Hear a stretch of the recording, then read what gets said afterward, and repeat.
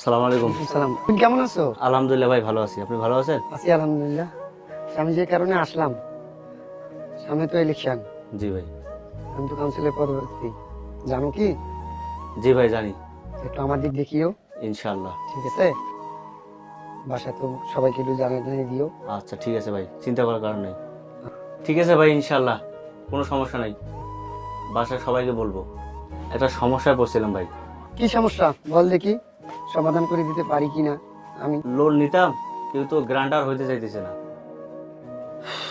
তোর দোকানে তো মালই নাই, তেলা লোক আসলে আমাকে ফোন দিস। ঠিক আছে ভাই। ভাই আপনি যে ডাকলেন, আপনার গ্রান্টর কি পাইছেন? জি ভাই পাইছি, আপনি একটু ওয়েট করেন, ওই ফোন দিচ্ছি। বড় ভাই, এই ভাই যে কিস্তিলা আসছে, একটু আসেন তো ভাই। ভাই আসসালামু আলাইকুম ভাই। সালাম, কেমন আছেন? এই তো ভাই। ভাই আপনি গ্রান্ট হইতে চাচ্ছেন? হ্যাঁ, ওর একটু সমস্যা, আমি গ্রান্টার হই। আর কোনো সমস্যা হলে আমি টাকা দিয়ে দেবো, সমস্যা নেই। ঠিক আছে ভাই, তাহলে আমি লোনটা দিয়ে দিচ্ছি। মুবিন, জি ভাই। ভালো করে ব্যবসা করিও, লোনের টাকাটা কিন্তু ঠিকঠাক ভাবে দিতে হবে, ইনশাআল্লাহ। মাথায় রেখে। হ্যাঁ, ঠিক আছে। ঠিক আছে। ব্যবসা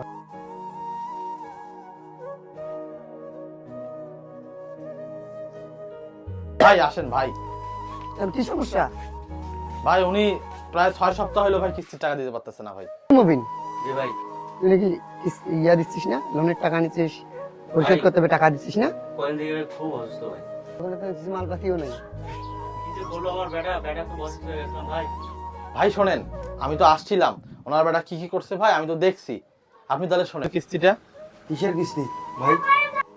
ভাই আপনার আব্বা আমার কাছে 50,000 টাকা কিস্তি নিছিল, 2 সপ্তাহ হলো কিস্তি দিতে পারতেছে না। আপনার আব্বা কই?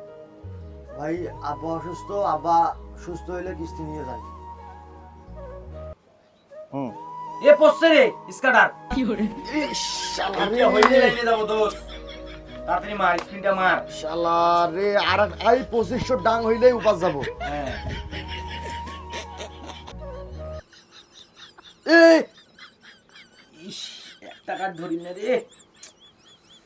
এই আল্লাহ রে, শালা দেয় না। আরে টাকা শেষ রে, আর 500 ডুবো।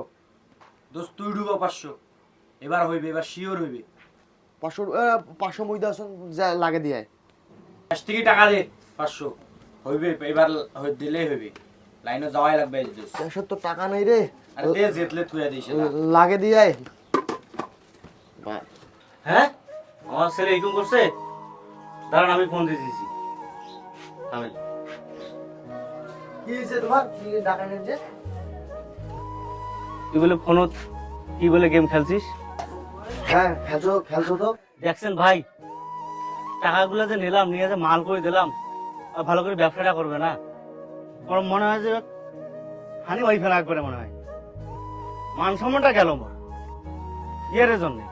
আচ্ছা মুবিন, জি ভাই। রাগ হওয়ার দরকার নাই, ওই বুঝতে পাই নাই, এই কাজ আর করিস না ঠিক আছে, আর হবে না।